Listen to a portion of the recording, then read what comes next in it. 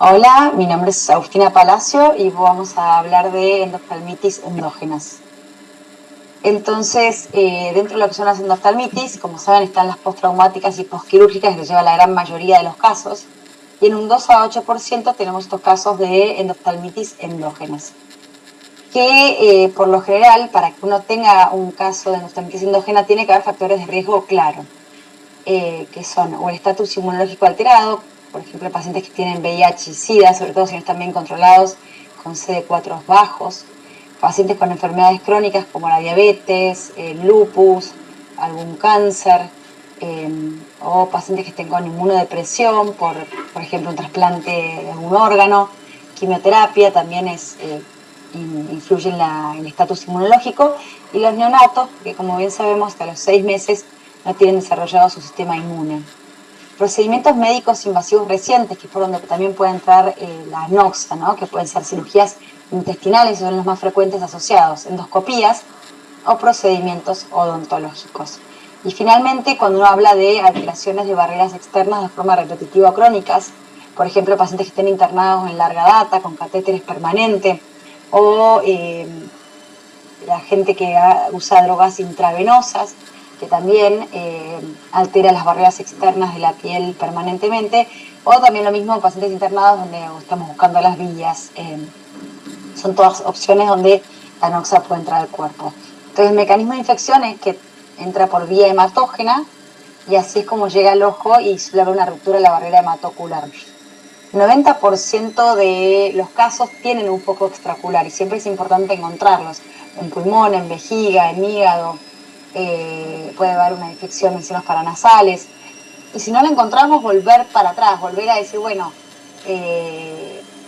volver a preguntarle al paciente, por ahí esa resfrío, en realidad es una sinusitis crónica, si es un diabético, quizá el hígado no esté tan bien, o sea, uno empieza a buscar un poco más y empieza a indagar más cuando la sospecha tiene que empezar a buscar bien dónde está el foco. Y a grandes rasgos está dividida entre bacterianas y fúngicas, que más o menos es un 50 y 50. Entonces, primero, obviamente, que si sospechamos una endoftalmitis endógena, si ya tenemos un foco claro que nosotros sepamos, vamos a ese foco. Si no, hay que buscar. Hacemos muestra de sangre, de orina, si hay una neumonía o algo de esputo. Si es un paciente, como dije antes, diabético, por ahí una ecografía del hígado para ver si no hay un absceso en el hígado, o un ecocardiograma para ver si no hay una endocarditis. Bueno, uno después, obviamente, con el interrogatorio se va a ir guiando, siempre volver al paciente, siempre pensar, armar la película entera del paciente, ¿no?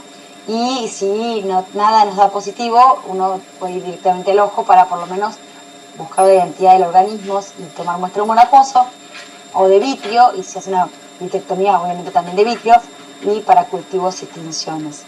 Entonces, hablando específicamente de las endoftalmitis bacterianas, como bien saben, se dividen en gran positivas y gran negativas. Acá les puse como órgano y bacterias que uno en general tiene que asociar. Por ejemplo, si hay una endocarditis, pensar en el estreptococo. Pacientes con infección cutánea, un estafilococo. Si tuvo una herida, o un paciente que usa drogas endovenosas, se puede pensar en estafilococo o en Bacillus cereus, por ejemplo. También en cándida, ¿no? En pacientes que usan drogas endovenosas. Pero uno tiene que ir armándose la película. Absceso hepático, pensar en Klebsiella. La infección urinaria, en E. coli. Son asociaciones bastante frecuentes. Y en las revisiones en Estados Unidos, lo más frecuente, se hablaba antes, era de las carditis por estreptococo, pero la verdad que últimamente viene tomando mucho espacio la Klebsiella, donde uno tiene que ir a buscar el absceso hepático. Y esta revisión sistemática es muy interesante, de este médico Jackson, donde en una revisión de 342 casos vio que la condición predisponente más frecuente es la diabetes, y encontraron ellos el foco extraocular en el 64% de los casos identificados. Y lo más común que encontraron fue en el hígado, Klebsiella, en pulmón y en endocardio, ¿no? En las endocarditis y el estreptococo. Como características clínicas, los pacientes presentaban visión borrosa, algunos de la mitad dolor, en un 40% de los pacientes no se veía el fondo de ojo, podían tener o hipopión o vitreitis, inflamación de la cámara anterior, y muchos, un porcentaje alto, tenían fiebres y síntomas similares a la gripe. En el 26% de los casos revisados hubo un diagnóstico tardío o omitido, y esto puede pasar. Ahora después les los casos y también puede pasar, ¿no? El diagnóstico erróneo más común fue uveitis. Los microorganismos, hubo un 54% de gram positivos, entre strepto y estáfilo lo más frecuente, y de gram negativos, un 27% la Klebsiella. Entonces acá un caso, les voy a presentar un par de casos nuestros, para ver que a veces no siempre está lineal, tan fácil de ver, ¿no? Porque a veces son pacientes internados y uno ya lo piensa, pero son pacientes que entran por la puerta y te dicen veo mal, y bueno, y uno tarda un poquito más en llegar al diagnóstico, ¿no? Este primer caso, una paciente de 20, que era de 50 años, veía 20/20, tenía una inflamación en la cámara anterior importante, un Tyndall de 4 cruces, la presión un poquito alta por la inflamación. Empezamos con corticoides, pensando que esta uveitis, pero bueno, no era una uveitis claramente que nos asociábamos con nada. Le pedimos laboratorio, viene con muchos blancos, ahí uno empieza a sospechar si no hay una infección atrás, todo lo demás normal. Y cuando trae ese estudio de laboratorio venía peor. Entonces, ¿qué dijimos? Bueno, vamos a hacer una punción de cámara anterior. Y ahí nos dio para Staphyloepidermidis. Así que a veces no es tan fácil encontrarlo. Esa paciente usaba corticoides por la artritis reumatoidea. Así que eso por ahí es uno de los factores de riesgo que podríamos encontrar, ¿no? El tratamiento anduvo muy bien con AMPI, Survactam y Cipro sistémico, y le dimos algo tópico. Esta paciente, el vitrio siempre estuvo claro, la inflamación era solamente anterior. Otro caso, un hombre de 71 años, con fiebre y dolor en el ojo izquierdo, artrosis, como un poco medio séptico en rodilla, traía inflamación, infiltrado limbar importantísimo, Tyndall 4 cruces, pero en la parte de atrás también estaba bien el vitrio claro. Y bueno, empezamos con el tratamiento, pero anduvo mal. También este caso fue un estreptococo que se perforó, pero bueno, en los dos casos el vitrio estaba claro. Entonces, una de las primeras clasificaciones que hizo Greenwald en 1986 fue que las endoftalmitis bacterianas se pueden dividir en anteriores, focales o difusas, ¿sí? Donde no hay inflamación del vitrio. Ahora vamos con otro caso, un hombre de 51 años con diabetes tipo 2, lo vimos en el hospital, le baja la visión del ojo derecho, estaba internado, viene con Tyndall de 4 cruces, una visión de 5 décimas, pero además una retinitis en su ojo derecho importante, difusa. Entonces se puso la cámara anterior, da positivo para bacterias universales, empieza con banco y cefta, endovenoso, para un paciente que estaba internado, recupera la visión, pero bueno, era un paciente diabético. A los 30 días empieza con síntomas de colestasis hepática, ictericia, coluria, patomegalia, y este paciente por supuesto tiene una Klebsiella, tenía una obstrucción biliar y una colangitis esclerosante. Y esto es bastante frecuente. La Klebsiella, la asociación de la Klebsiella con diabetes y buscar el absceso hepático. Otro ejemplo acá, un hombre de 55 años que empieza con ojo rojo y fiebre, también diabético, estaba internado en terapia en el hospital Fernández, y vemos también esta gran inflamación. Esta es una retinitis con hemorragia, con algunos de estos puntos blanquecinos que son también llamadas las manchas de Roth, que son esos microabscesos de las capas de fibras. Y bueno, acá se le dio ceftriaxona endovenosa, se le hizo sí una vitrectomía porque estaba muy afectado, y era también otro caso, diabetes, absceso hepático, Klebsiella pneumoniae. Así estaba después, limpiando la infección, se quedó con aceite, pero bueno, recuperó. Y este otro caso es muy interesante porque es también otro caso típico. A veces algunas infecciones tienen patrones clásicos. Una mujer de 35 años que tenía lupus, era su factor de riesgo, en hemodiálisis, empieza con neumonía y con fiebre. Y en su ojo izquierdo tiene esta gran inflamación con ese infiltrado que era más bien focal, contenido, pero muy inflamada.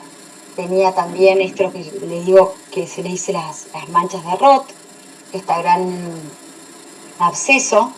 Y esto es muy clásico este cuadro, neumonía, este absceso así localizado con hemorragias, ahora les voy a decir, pero de la nocardia, ¿no? Entonces, se sospecha nocardia, empezamos con el tratamiento, la paciente, a pesar del tratamiento con Bactrim, empieza con alteración del sensorio, vemos que tiene estas lesiones en el sistema nervioso central, y como está empeorando con el Bactrim, que supuestamente era algo que era para nocardia, decidimos ir a buscar una muestra para tener realmente quién era el causante, digamos, de esta infección. Y sí, era una nocardia farcínica que era resistente a Bactrim, por eso la paciente seguía empeorando a pesar del antibiótico. La nocardia, 50% de los casos suelen tener afectación del sistema nervioso central, en general se asocia a neumonía y da esa característica del fondo de ojo, de ese absceso bien localizado, hemorrágico, bien grande, igual. Entonces, es otro caso bastante clásico, ¿no? Y este último caso, mujer de 51 años, que era alcohólica, que también es un factor de riesgo, obviamente, por la inmunodepresión que genera el alcoholismo, era con hepatitis C positiva, había sido usuaria de drogas endovenosas, pero hace 14 años usaba drogas, y empieza con fiebre y deterioro del sensorio, la internan, y además con baja visión, ¿no? Entonces el ojo derecho se ve con esa gran inflamación de conjuntivas, tiene un poco de quemosis, en el ojo derecho no vemos el fondo y vemos así, ¿no? Que está muy, muy infiltrado el vitrio, muy inflamada, y en el ojo izquierdo tiene también estas hemorragias, estas microabscesos, una retinitis más importante periférica, inferior, y bueno, se hace cultivo en sangre, se logra que era un estreptococo neumonía, que era sensible bastante a todo, a penicilinas, extracción a levofloxacina y Bactrim, y además se decide hacer una vitrectomía en su ojo derecho, porque obviamente estaba muy afectado, y la vitrectomía en estos casos obviamente nos ayuda a achicar el foco de infección, a limpiar, a sacar las membranas que van a generar un desprendimiento de retina si uno las deja, sobre todo cuando están muy infiltrados, a que haya mayor penetración del antibiótico, y removemos un poco las toxinas inflamatorias que genera la misma noxa. Entonces, la paciente, junto con el antibiótico sistémico, antibiótico intravitrio, este es su ojo derecho, a 6 meses, tiene una visión de cuentadedos, y en el ojo izquierdo, una visión de 20-25. Entonces, así como había las endoftalmitis endógenas bacterianas anteriores, focales y difusas, tenemos las posteriores, focales y difusas.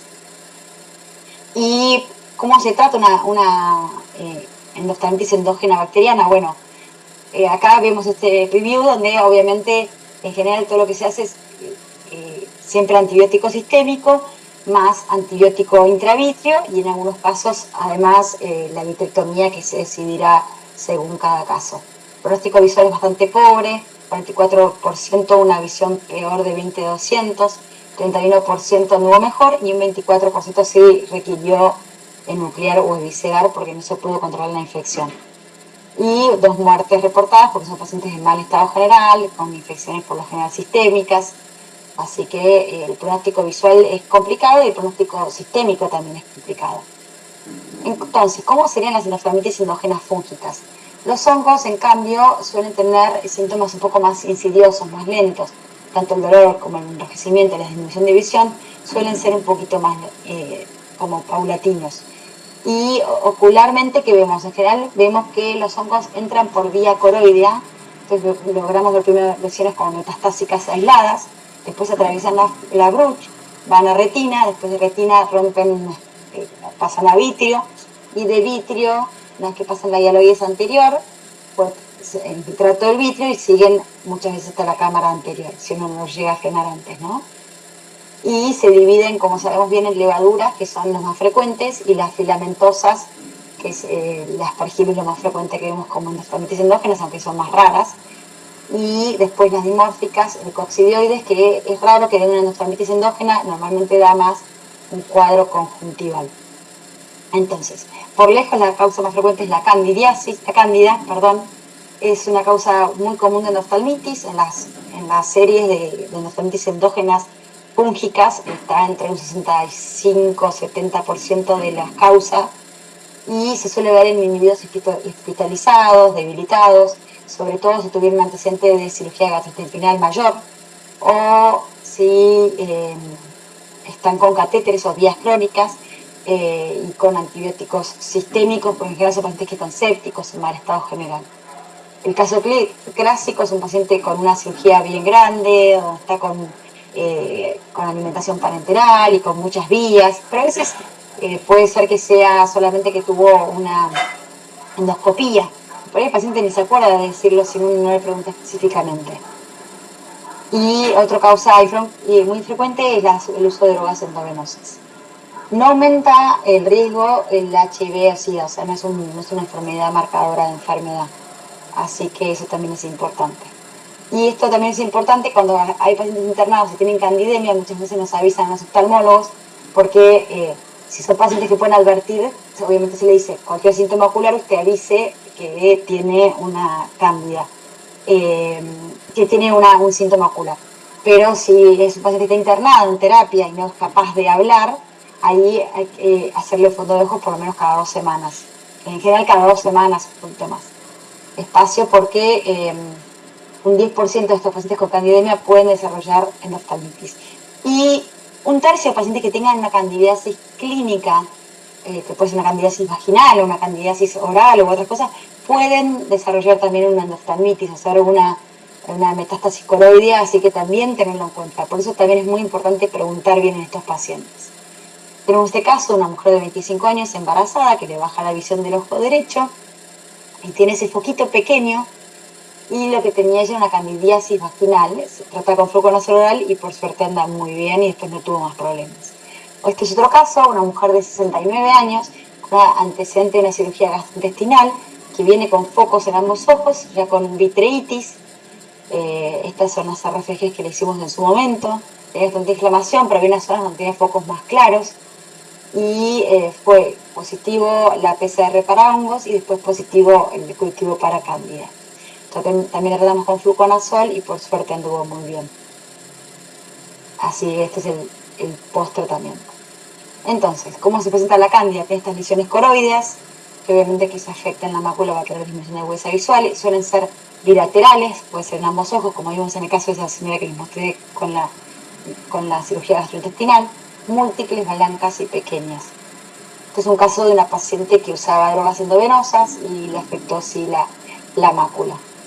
Y después cuando infiltran el vitrio hacen unos flash vítreos muy características, con unas bolas vítreas muy características, y se pueden acomodar como en lo que llaman las perlas vítreas. El tratamiento cuando tiene una cándida depende de dónde esté ubicado el hongo, ¿no? Si está limitado a coroides, se usa o fluconazol o voriconazol por vía oral. Si tiene una afectación vítrea, ya ahí uno tiene que tratar el vitrio, poner antimicóticos intravítreos y considerar la vitrectomía. En casos graves, vamos con todo. Vitrectomía, anfotericina B intravenosa, anfotericina B intravítrea, y si queremos el voriconazol oral, todo se trata por donde podamos. Criptococo sí es a diferencia de cándida, es un marcador de HIV-Sida y tiene lesiones en general más grandes, menos numerosas. Y esto es muy importante cuando sospechamos un criptococo, vemos una lesión sospechosa de un hongo en un ojo, un paciente con SIDA, muchas veces se asocia a meningitis fúngica. Entonces también pueden tener edema del nervio óptico o cefaleas o hipertensión endocraniana, ¿sí? Asociada. Ves que las lesiones son más grandes, más importantes y tienen mucho menos inflamación del vitrio. Y acá se usa anfotericina B intravenosa. Endoftalmitis por Aspergillus, que es otra causa, es muy rara, se ven pacientes muy debilitados y sobre todo si uno tiene que sospechar, tiene que pensar en pacientes que fueron sometidos a trasplante de hígado. Eso es como el principal factor de riesgo. Y a diferencia de la cándida y el criptococo es mucho más aguda, la inflamación es más aguda, la lesión es más aguda, la disminución de visión es mucho más aguda, y esto se debe a que las Aspergillus tienen una gran afinidad por los vasos sanguíneos, por lo cual suelen hacer lesiones hemorrágicas y retinianas más grandes, y además suelen tener mucha afinidad por la mácula, y terminan por lo general con una isquemia macular. Entonces tienen una leve reacción vítrea, pero una gran sintomatología en el fondo de ojo, sobre todo porque afectan la mácula. Entonces tienen por supuesto un muy feo pronóstico. ¿Cómo se trata? Se hace todo. Vitrectomía, anfotericina B intravitreal intravenosa, le puedes dar antimicótico bioral, pero sí sepan que tienen muy mal pronóstico. En conclusión, cuando sospechen endoftalmitis endógena, busque el foco, busque los factores de riesgo. Hay que pensar y volver al paciente, porque muchas veces el paciente tiene respuesta a lo que tiene, ¿no? Como le decía, a veces tiene una sinusitis crónica y el paciente no lo piensa, a veces hizo una endoscopía y nunca lo refiere. Así que preguntar. A veces por vergüenza nos te dicen que son usuarios de drogas endovenosas, pero bueno, es fundamental sospechar, preguntar bien, buscar el foco primario y el cultivo orienta el tratamiento. Así que hacer cultivo, intentar los rescates y tratar acorde a lo que tengamos de respuesta. Y esto obviamente necesita un abordaje multidisciplinario. Bueno, muchas gracias y también un especial agradecimiento al doctor Emilio Dodds que me compartió muchos de los casos que presenté. Así que bueno, espero que haya sido de utilidad.